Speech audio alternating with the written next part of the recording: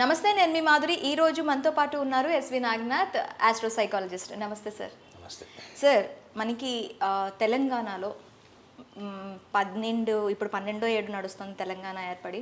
అయితే ఫస్ట్ నుంచి తెలంగాణ సచివాలయం చుట్టూ రాజకీయాలు నడుస్తున్నాయి. సచివాలయం కూల్చారు, కట్టారు. ఇప్పుడు మళ్ళీ ఈ డిసెంబర్ 9th తెలుగు తల్లి విగ్రహం ఆవిష్కరణ లోపు దానికి వాస్తులు మార్పులు చేయాలి అంటున్నారు. అసలు ఈ వాస్తు నిజంగా పనిచేస్తుందా? అసలు ఈ వాస్తు వెనకాతలు ఉన్న మర్మం ఏంటి? అందరూ దీని వెనకాతలు ఎందుకు పరిగెడుతున్నారంటారు? అంటే వాస్తు, జ్యోతిష శాస్త్రం వీటన్నిటిలో జిజ్ఞాస, ఒక మనిషిలో కుతూహలం, ఒక కామన్ మ్యాన్ నుంచి, ఒక రిక్షా పుల్లర్ నుంచి ఒక చీఫ్ మినిస్టర్, ప్రైమ్ మినిస్టర్ వరకు ఉన్నటువంటి కుతూహలం, జిజ్ఞాస ఎందుకు పెరిగిందో మీకు చెప్తా. అసలు ఓకే, ప్రతి దాంట్లో ఇప్పుడు వాస్తులో కానీ జ్యోతిష శాస్త్రంలో కానీ మీకు కర్మని లేదా కర్మ సిద్ధాంతాన్ని మనం ఏదైతే తలరాత, విధి అనుకుంటాం చూడండి, చాలా సింపుల్గా చెప్పాలంటే ఈ విధి, తలరాత ఇటువంటివి కూడా మారుతాయి. వాటి మీద ప్రభావం ఉంటుంది. ఫర్ ఎగ్జాంపుల్, ఈశాన్యంలో టాయిలెట్ ఉంది, నైరుతిలో గుంట ఉంది, దక్షిణంలో అంతా కూడా మీకు లోతుగా ఉంది అన్నప్పుడు ఓకే, ఈ నైరుతిలో గుంట ఉంది పూడ్చుకుందాం, ఈశాన్యంలో టాయిలెట్ ఉంది వేరే చోటుకి షిఫ్ట్ చేసుకుందాం, దక్షిణం అంతా డౌన్గా ఉంది కాబట్టి దక్షిణాన్ని రైస్ చేద్దాం, ఉత్తరం అంతా కూడా మనం కొంచెం డౌన్గా ఉండాలి అంటే పల్లంగా ఉండాలి, అక్కడ వాటర్ రిసోర్సెస్ ఉండాలి అని అనుకుంటే సరిపోతుంది కదా. అవునా కదా? ఇప్పుడు మీ ఇంటికే వచ్చాను నేను, అలాంటప్పుడు అది సింపుల్గా అట్లా అనుకుంటే సరిపోతుంది కదా. కానీ ఈశాన్యంలో టాయిలెట్ ఉంటే మీకు ఆర్థికంగా ఎదగరు. అర్థమైందా? అంటే చెప్తున్నా, అంటే జనాలకి ఉన్నటువంటి ఒపీనియన్ చెప్తున్నా. అంటే ఇది ప్రచారం కూడా అలానే జరిగిందండి. ప్రచారం కూడా అలానే జరిగింది. ఈశాన్యంలో టాయిలెట్ ఉంది, మీకు ప్రమోషన్ రాదు, మీకు ఆర్థికంగా ఎదగరు, మీరు బ్యాంక్ లోన్స్ రావు, మీరు ఎప్పటి నుంచో ఇల్లు కొనుక్కుందాం అనుకుంటారు, ఇల్లు కొనుక్కోలేరు.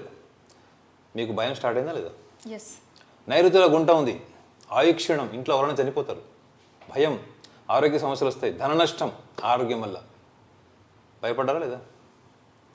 సో ఇక్కడ మనము సచివాలయం గేటు గురించి మనం మాట్లాడితే, కేసీఆర్ గారు కూడా రాజశ్యామల యాగాలని చాలా రకాల సంప్రదాయాలు పాటించారు ఆయన ముఖ్యమంత్రిగా ఉన్నప్పుడు. అప్పుడు కూడా చాలా రకాల వివాదాస్పదమైన చర్చలు అయితే కూడా మేము వెళ్ళాం. అంటే ఎందుకు ప్రజాధనం ఎందుకు ఇంత నష్టపరుస్తున్నారు, మీ వ్యక్తిగత అభిప్రాయాలు, మీ వ్యక్తిగత నమ్మకాల మీద ఎందుకు ఇంత ప్రజాధనం వెచ్చిస్తున్నారు అంత అప్పుడు చర్చ. సో కేసీఆర్ గారు ఆయన ముఖ్యమంత్రి అయిన తర్వాత కొన్ని మార్పులు తీసుకొచ్చారు, ముఖ్యంగా సెక్రటేరియట్ కూడా న్యూ కన్స్ట్రక్షన్ అయింది. సో ఆయన సిద్ధాంతం ఎవరైనా చెప్పుండొచ్చు ఏమని, ఆయన జన్మ నక్షత్రం ఆశ్లేష నక్షత్రం మీద అంటే సెక్రటేరియట్కి ద్వారం ఎక్కడ ఉండాలి అని చెప్పుకుంటారు బహుశా, ఎందుకంటే మనకైతే ఎవిడెన్స్ లేదు. సో అప్పుడు ఏం చేస్తారు, మీ నక్షత్రం ప్రకారము సింహద్వారం ఎక్కడ ఉండాలి అన్నది కూడా వాస్తు శాస్త్రంలో ఉంటుంది. సో ఇప్పుడు ఆయన 10 సంవత్సరాలు రూల్ చేశారు, వెళ్ళిపోయారు, ఇప్పుడు ఆయన అపోజిషన్లో ఉన్నారు. రేవంత్ రెడ్డి గారికి కూడా ఎవరన్నా, ఆయన వాస్తు పండితుడు కావచ్చు, సిద్ధాంతి గారు కూడా కావచ్చు, ఈ గేటు నాయన ఇటు నుంచి ఇటు మార్చు, ఇది తూర్పు వైపు ఉంది, పూర్తిగా ఈశాన్యం వైపు లేదని చెప్పుకుంటారు. సో కాబట్టి ఇప్పుడు మళ్ళీ తూర్పు వైపు నుంచి, తూర్పు అంటే మనకు తూర్పు ఆగ్నేయం కూడా వస్తుంది కదా, తూర్పు భాగంలో తూర్పు ఆగ్నేయం వస్తుంది, తూర్పు ఈశాన్యం కూడా వస్తుంది. అకార్డింగ్ టు ద ఇన్ఫర్మేషన్ అది ఈశాన్యంకి షిఫ్ట్ చేయాలి అని ఇప్పుడు మన పేపర్లో వచ్చినటువంటి ఇన్ఫర్మేషన్ ప్రకారం దాన్ని ఈశాన్యం మూలకి షిఫ్ట్ చేస్తున్నారు. సో కేసీఆర్ గారు నమ్మకం ఉన్నప్పుడు డబ్బు ఖర్చు అయింది, ఇప్పుడు రేవంత్ రెడ్డి గారు కూడా అదే పని చేస్తున్నారు, డబ్బు ఖర్చు అవుతుంది, ప్రజాధనం అంతా కూడా వృధా చేస్తున్నారు అన్నట్టు. Sorry for the interruption. ఇప్పుడు కేసీఆర్ గారు సీఎంగా ఉన్నప్పుడు ఒక దగ్గర గేట్ పెట్టారు, ఇప్పుడు రేవంత్ రెడ్డి సీఎం అయినప్పుడు ఇంకో దగ్గర గేట్ పెడుతున్నారు. ఇప్పుడు మళ్ళీ కేసీఆర్ గారు సీఎం అయ్యారు అంటే మళ్ళీ గేట్ మారుతుందా? మీకు అదే పాయింట్కి వస్తున్నా మీకు ఇందాక. ఇప్పుడు ఒక జన్మ నక్షత్రం మీద, ఇప్పుడు మీరే తీసుకోండి మేడం, మీ జన్మ నక్షత్రం ప్రకారము మీరు ఒక ఇంటికి సింహద్వారం ఉన్న కొనుక్కున్నారు, ఒక ఈశాన్యం, మీ జన్మ నక్షత్రం ప్రకారము ఈశాన్యంలో సింహద్వారం ఉండాలి అంటే కొనుక్కున్నారు. కానీ ఆ ఇంటికి వేరే ఆప్షన్ లేదు, అంటే ఒకటే డోర్ ఆప్షన్ ఉంది. మీరు ఈశాన్యం సింహద్వారం మీ నక్షత్రం ప్రకారం తీసుకోవాలి కాబట్టి గురువాధిపత్యం, సో గురువు ఈశాన్యంలో ఉంటాడని చెప్పి తీసుకుంటారు. మీరు రేపు పెద్దవాళ్ళు అయిన తర్వాత ఆస్తి ఎవరికి ఇస్తారు? పిల్లలకి ఇస్తారు. సపోజ్ మీ పిల్లవాడికో లేకపోతే మీ పాపదో నక్షత్రం ప్రకారము దక్షిణాగ్నేయంలో వాళ్ళకి ఎంట్రన్స్ ఉండాలి, లేదా పడమర వాయువులో ఉండాలి అని వచ్చింది అనుకోండి, అనుకుందాం కాస్త. అప్పుడు ఆ ఇల్లు ఏం చేస్తారు వాళ్ళు? వేరే ఆప్షన్ లేదు, ఇప్పుడు డోర్ అయితే మార్చలేరు కదా.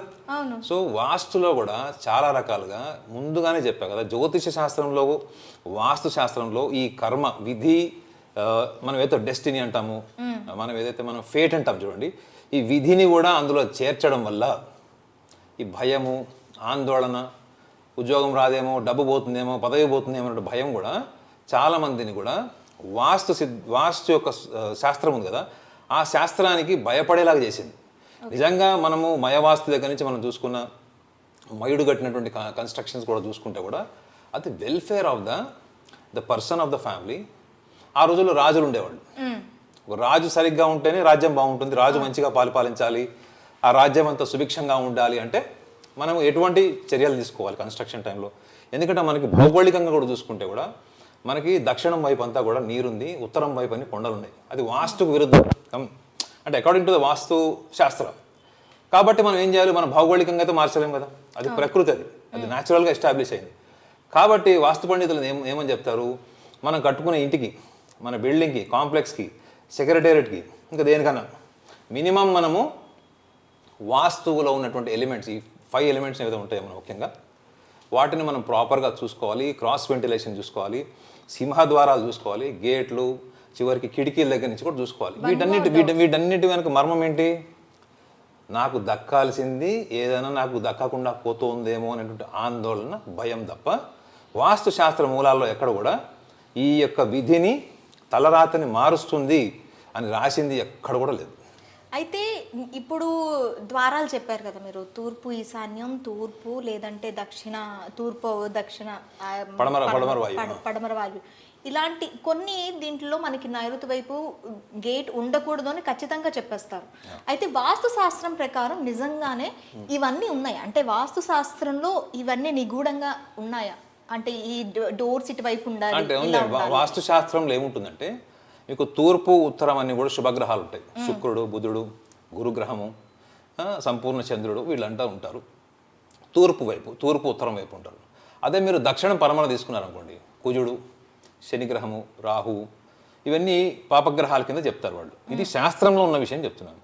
కాబట్టి మనము ముఖ్యంగా మనం పాటించేటువంటి కొన్ని శాస్త్రంలో ఉన్నటువంటి విషయాల్లో ఈ శుభ గ్రహ మైత్రిని ఈ దిక్కులలో చూసుకుంటారు. ఉత్తరం, దక్షిణం, పడమరం, ఈశాన్యం, ఆగ్నేయం, ఇవన్నిట్లో చూసుకుంటారు. సో మీరు అన్నారు వాటి ప్రభావం ఉంటుందా అన్నారు. ప్రభావం ఉందని చాలామంది పుస్తకాలు రాశారు. 100 ఇళ్ళు చూశారు. ఏమని, ఈశాన్యంలో టాయిలెట్ ఉన్న 100 ఇళ్ళు వాళ్ళ ఎటువంటి డెవలప్మెంట్ లేదని ఒక అతను బుక్ రాశాడు. అతను చేసినటువంటి పరిశోధన. సో దాన్ని మనం ఎంపీరికల్ రీసెర్చ్ కింద, అంటే ఒక సబ్జెక్టివ్ రీసెర్చ్ కింద తీసుకోవాలి తప్ప అది మనం యూనివర్సల్గా జనరలైజ్ చేయకూడదు.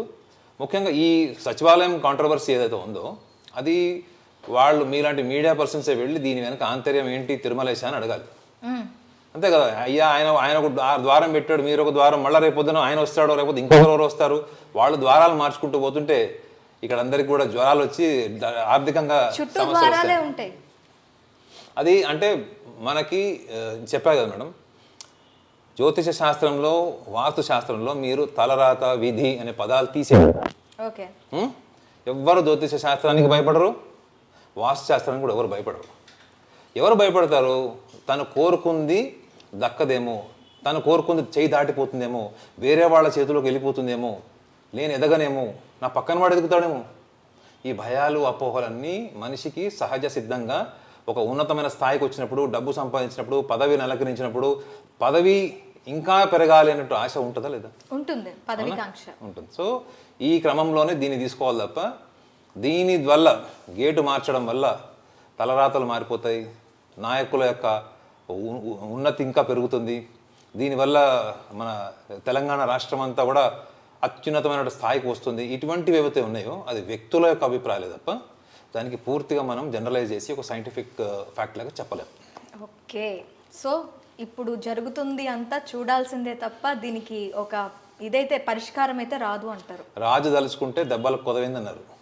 ఎవరన్నా ఏమని చేసి ఉన్నతమైన స్థానంలో వాళ్ళు ఏమైనా నిర్ణయాలు తీసుకోవచ్చు, తప్పేముంది. Okay sir, thank you very much.